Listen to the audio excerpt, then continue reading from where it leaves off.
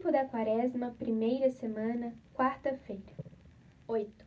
Confessar os pecados. 1. A confissão, um encontro com Cristo. 2. No sacramento da penitência, pedimos o perdão dos nossos pecados, qualidade de uma boa confissão, concisa, concreta, clara e completa. 3. Luzes e graças que recebemos neste sacramento. Importância das disposições interiores. 1. Lembrai-vos, Senhor, de que a vossa misericórdia e a vossa bondade são eternas. Isso é o que lemos na antífona de entrada da missa. A Quaresma é um tempo oportuno para nos esmerarmos no modo de receber o sacramento da penitência. Esse encontro com Cristo presente no sacerdote, encontro sempre único e diferente. Cristo acolhe-nos como bom pastor, nos cura, nos limpa, nos fortalece. Cumpre-se neste sacramento o que o Senhor prometera pela voz dos profetas. Eu mesmo apacentarei as minhas ovelhas, eu mesmo as farei repousar. Procurarei a ovelha perdida, reconduzirei a desgarrada, tratarei da que estiver ferida, curarei a que estiver doente e guardarei a que estiver gorda e robusta. Quando nos aproximamos deste sacramento, devemos pensar sobretudo em Cristo. Ele deve ser o centro do ato sacramental. E a glória e o amor a Deus devem contar mais do que os pecados que tenhamos cometido. Trata-se de olhar muito mais para Jesus do que para nós mesmos, para a sua bondade mais do que para a nossa miséria, pois a vida interior é um diálogo de amor em que Deus é sempre o ponto de referência. O filho pródigo, que é o que nós somos quando resolvemos nos confessar, empreende o caminho de volta, abalado pela triste situação de pecado em que se encontra. Não sou digno de ser chamado teu filho. Mas à medida que se aproxima da casa paterna, vai reconhecendo comovidamente todas as coisas do seu lar, do lar de sempre. E por último, vê ao longe a figura inconfundível de seu pai, que se dirige ao seu encontro. Isso é o importante, o encontro. Cada confissão contrita é um aproximar-se da santidade de Deus, um reencontro com a verdade interior, obscurecida e transtornada pelo pecado, um libertar-se no mais profundo de si próprio, e por isso um reconquistar a alegria perdida, a alegria de ser salvo, que a maioria dos homens do nosso tempo deixou de saborear.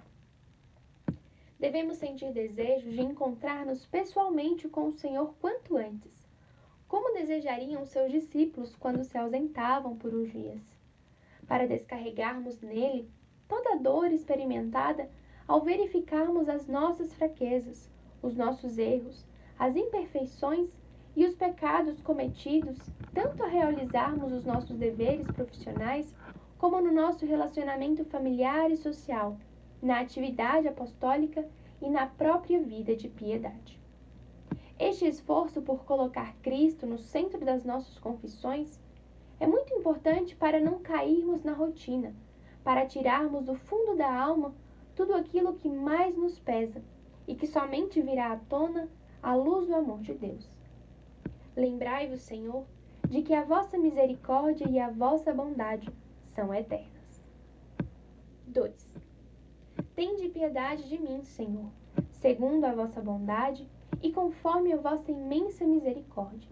Apagai a minha iniquidade. Lavai-me por inteiro da minha falta e purificai-me do meu pecado.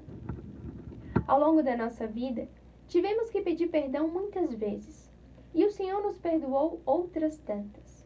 Ao fim de cada dia, quando fazemos o balanço das nossas obras, poderíamos dizer: tende piedade de mim, Senhor. Cada um de nós sabe quanto precisa da misericórdia divina. Vamos, pois, à confissão para pedir a absolvição das nossas culpas, como quem pede uma esmola que está longe de merecer. Mas aproximamo-nos com confiança, fiados não nos nossos méritos, mas na misericórdia divina, que é eterna e infinita, sempre inclinada ao perdão. Senhor, Tu não desprezarás um coração contrito e humilhado. O Senhor só nos pede que reconheçamos humildemente as nossas culpas.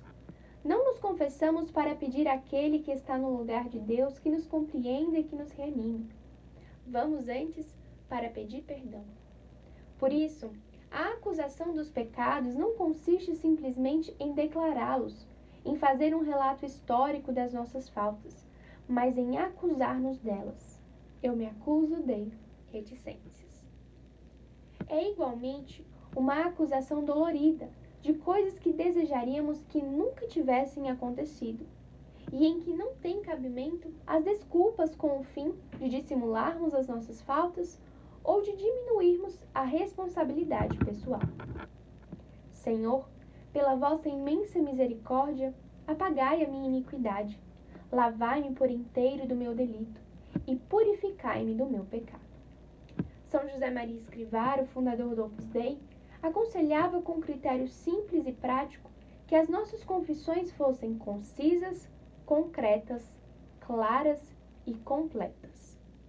Confissão concisa, sem muitas palavras, apenas as necessárias para dizermos com humildade o que fizemos ou omitimos, sem nos estendermos desnecessariamente, sem adornos. A abundância de palavras denota às vezes o desejo, inconsciente ou não, de fugir da sinceridade direta e plena. Para evitá-lo, temos que fazer bem o exame de consciência. Confissão concreta, sem divagações, sem generalidades.